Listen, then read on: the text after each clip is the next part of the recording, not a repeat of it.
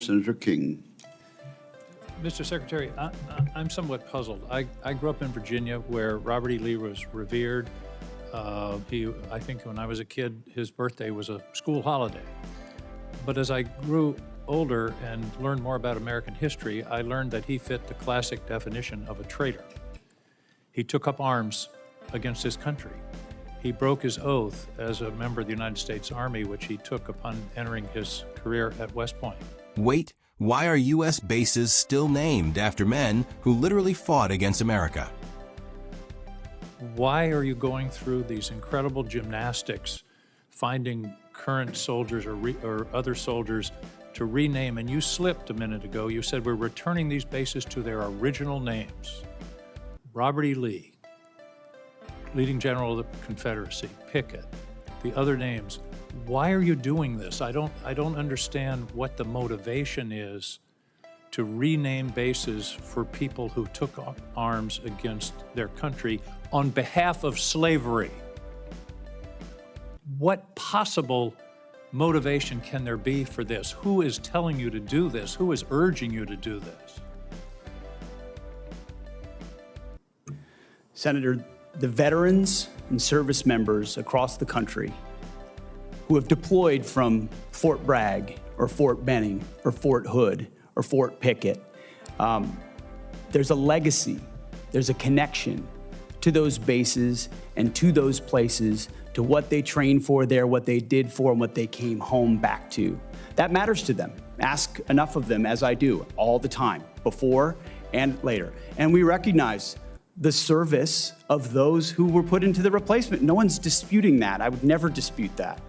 What we're looking at is erasing history, erasing names, erasing base names that service members are tied to. Talk to people that serve at Bragg. Ask people that serve at Fort Bragg or Fort Benning if they like the fact that the names have been returned. And to a man and to a woman, they will tell you, thank God we're back to Fort Bragg, and thank God we're back. And thankfully, because so many men and women in this country have served, there's a Benning and a Bragg and a Pickett and a Hood has a Silver Star or a Medal of Honor that we could rename the base to because of the limits of what Congress allowed us to do. So this is something we've been proud to do, something that's important for the morale of the Army, and those communities appreciate that we've returned it back to what it was instead of trying to play this game of erasing names. We're not erasing history, Mr. Secretary. We're recognizing history and recognizing that mistakes have been made in this country.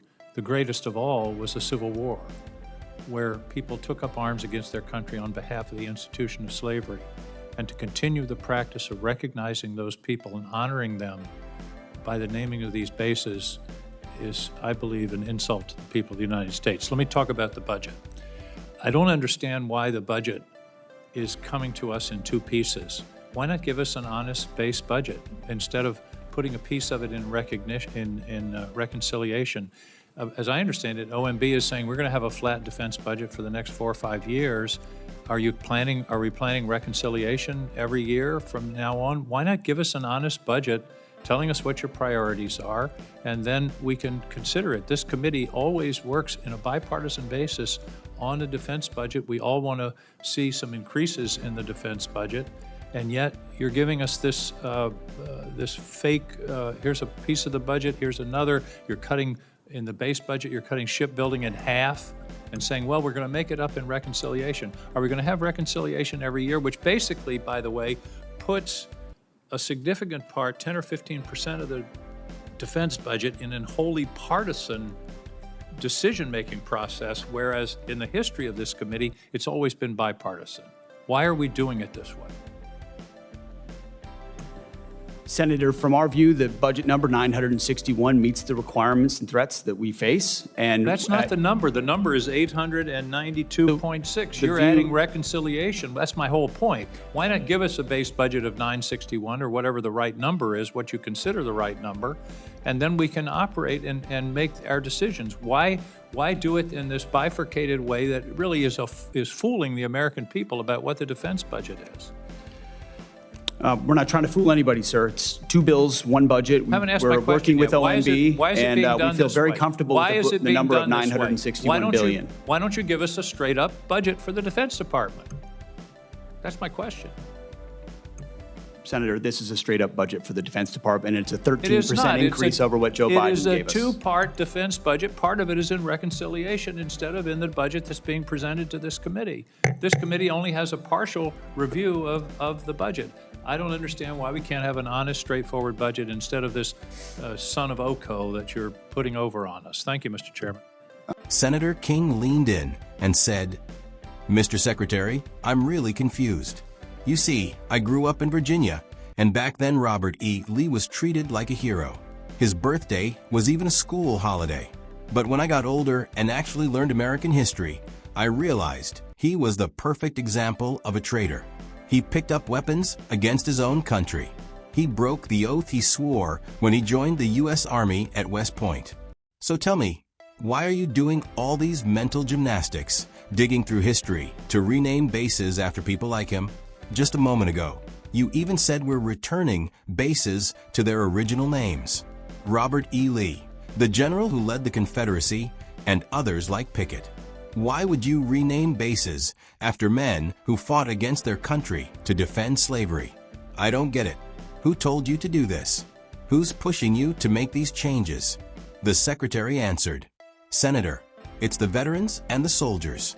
Across the country, people who trained at Fort Bragg, Fort Benning, Fort Hood, Fort Pickett, they feel a deep connection to those places. What they learned there, what they fought for, and where they came home to, that matters. I've spoken with many of them, and they've told me the same thing. They feel recognized when we use the names they know. Nobody's saying we should erase history, not me. But here's the truth. These communities are grateful that we've returned the bases to their old names. Ask anyone who served at Fort Bragg or Fort Benning. They'll say, thank God we're back to Fort Bragg. These names carry honor, not shame. And yes, there are plenty of Medal of Honor and Silver Star heroes whose names we can use instead. That's what Congress allowed us to do, and we're proud of it. This isn't about erasing history. It's about recognizing that history includes mistakes. The biggest mistake ever was the Civil War, when people fought their own country to protect slavery. Continuing to honor them by naming bases after them, that's insulting to the people of the United States." Then Senator King pressed again. "Okay, but let's talk about the budget. Why is the defense budget split into two parts? Why not just give us a straight-up number so we know what's really happening? Right now it feels like we're getting a fake budget. Part of it's here, another part's hidden in reconciliation. What's the point? Are we going to play this game every year? Because this makes 10 to 15% of the defense budget a partisan fight, instead of bipartisan like it's always been. Why cut shipbuilding in half in the base budget, then promise you'll make it up in reconciliation? Why can't we just see the honest full number and make decisions from there?" The Secretary responded, "Senator, from our view, the $961 billion meets the needs and threats we face." But Senator King shot back, "No, the real number is $892.6 billion. You're adding reconciliation on top of that. That's exactly my point. Why not just give us a $961 billion base budget up front? Then we could debate it honestly. Why split it up in a way that makes the American people think it's smaller than it really is?" The Secretary calmly said, "We're not fooling anyone. It's two bills, but one budget. We're working with OM, and we feel good about $961 billion.